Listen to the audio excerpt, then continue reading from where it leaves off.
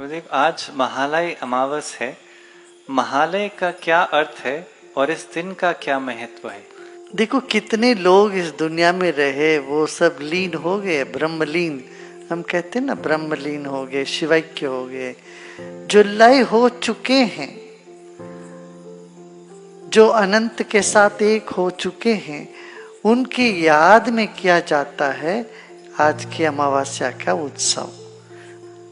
महालय अमावस्या के दिन अपने पितरों को याद करते हैं, उनको धन्यवाद देते हैं। तो ये तो हमारे स्रोत है। हम हमेशा सोचते रहते हमारा एक स्रोत होना चाहिए। एक स्रोत कैसे, क्यों एक स्रोत होना चाहिए? आपका स्रोत भी अनंत है, जैसे आपके अंतिम लक्ष्य भी अनंत है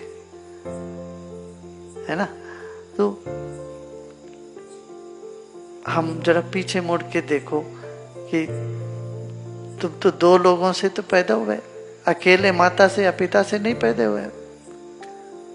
तुम्हारा स्रोत क्या है? माता पिता दो हुए और उनके चार दादा दादी नाना नानी, ऐसे पीछे पीछे जाते जाओ तो अनंत लोगों के वजह से तुम यहां हो आज।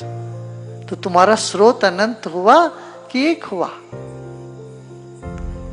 सारे पाश्चिमात्य जगत में लोग इस भ्रम में पड़ गए, एक से निकले, सब एक से निकले।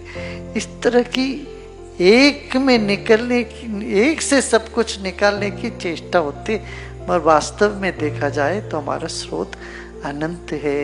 इसीलिए ये जो वैविध्यमय सृष्टि है, इसके कर्ता धर्ता, इसके संहार कारक, ये सब भी अनंत रूप में विराजमान है। नवरात्रि के दिनों में माँ का आराधना करते एक रूप में नहीं है, एक माँ नहीं है, नव दुर्गा है, फिर 64 योगिनी है, फिर सप्तमातृका है, षोडश मातृका,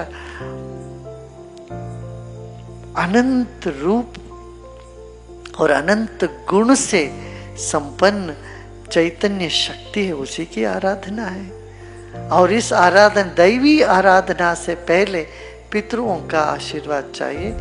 पितरों का आराधना करते हैं ताकि पितृ तो तुम जानते हो, कोई ये नहीं कह सकता कि मेरा दादा का दादा नहीं रहे दुनिया में। अभी अब नहीं रहे होंगे, कभी तो रहे। दादा के दादा तो थे, नाना भी थे, नाना के नाना भी थे। इन सब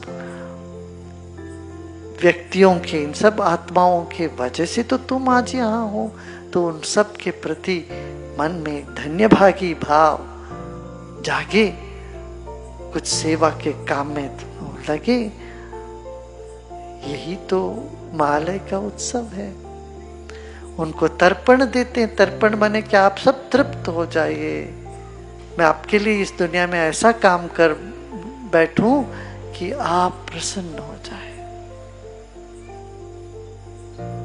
इस भावना से महालय अमावस्या करते हैं। बस कल से फिर नवरात्रि, नवरात्रि में नव दुर्गा की आराधना। ये परंपरा चली आ रही है हजारों सालों से। और इससे क्या है, हमारी जो पुरातन पद्धति है, सनातन पद्धति, ये जागृत रहती है। इतना ही नहीं, इससे जो व्यक्तिगत लाभ और समाज में जो इसका प्रभाव अवर्णनीय है, अचिंत्य है। मंत्रों से जो प्रभाव निकलता है साधना से, उपासना से, वो अवर्णनीय है। उसका वर्णन नहीं कर, अचिंत्य है। चिंतन करके या विचार के पकड़ में नहीं आ सकता, चिंतन करके नहीं समझ सकते।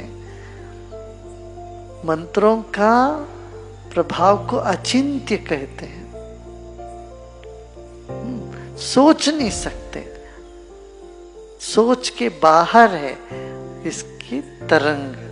इसलिए तरंग रूप में ही अनुभव करना चाहिए। मंत्रों का श्रवण से जो तरंग उठते हैं वही काफी है। उसका अर्थ समझ में आए ना आए, ये गौण है।